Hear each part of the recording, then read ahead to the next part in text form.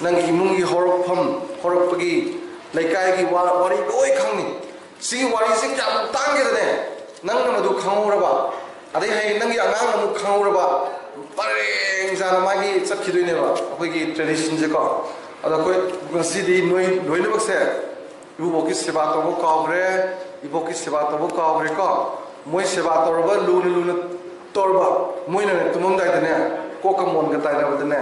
musida ai suze musida ai sunupije moina koida luna tobi se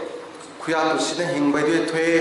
aduna ne dari haisunu matik sa sunu maramok sunu na di hekta sunu punchi sunu moi tumina bor pi bako nang na ne laipham chama chalur ga pi ko bor do adudagi adugi bor ne kana ne kente ko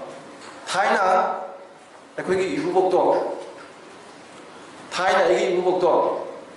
ado ai ne makhong namme bako ai loi namme Ipubok su ko aduga koi gi ima su ji makhong namme ima le ko ai ima gi seba to dabun mi jaude ima da si kari chan sa si ge na hang tabun mi jaude ko ai si salam da su hange ima ai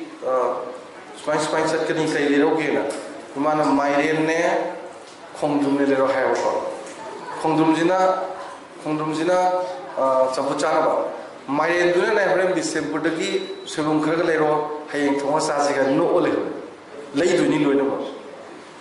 ima ipa ala ban jam lung to jam kane ko ai wari ma lire lo sin ge yemo hoi Ipubok to aina class 10 tamam ko do adana aina makhong sum nambi ba adai di class 10 tamam ko sai je ahoi matam da di class 10 tamam je takhai nu pi thina re ko hai je 1970s mamang ne 1970 mamang ne ko sahi 80 90 sahi kun tham ni fu me ani hai se da aina Ipubok ke makhong sum namaga ne ai ju 10 tamam pani ne aina Ipubok thange ba Ipubok nang thaina nu pi ko ra pra ai nu pi ko ko pe ma sa khang ba ikai biya de ko yumgi ipa ima siguma ikai bagi matam nate ikai ni angang ma do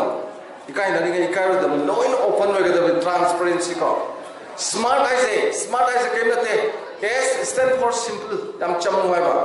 M stand for moral high moral values ko A jina accountability aduga R jina responsibility T jina transparency ko imung amada phatjana transparency legedabani koina roidabani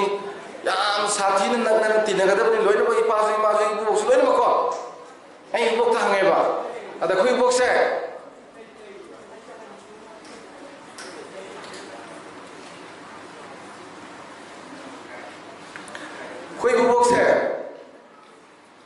ke do geda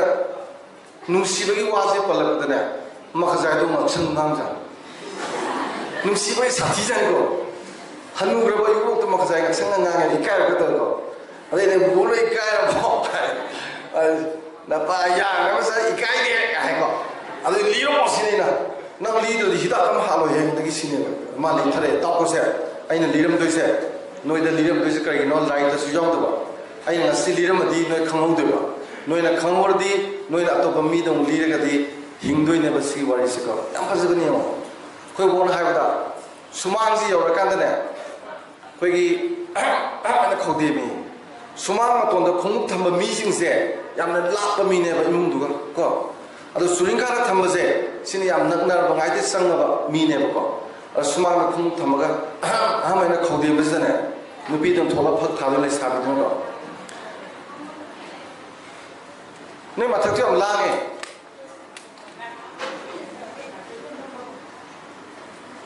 adagidi sagi mana mai sang puse ure dana nupi sina phak thaina aduna nupa se mana pam dra ko nupi sina adu hidak se phop lo ha ne ba hidak khang bra hidak khang ko na ta khang ko yam phai na ta si manung se hidak se ha pa do phop lo ha ne ba adu tiki di khang bra tiki duna na kitang loi thumre tha ba ko ne ba kuina pham dana ne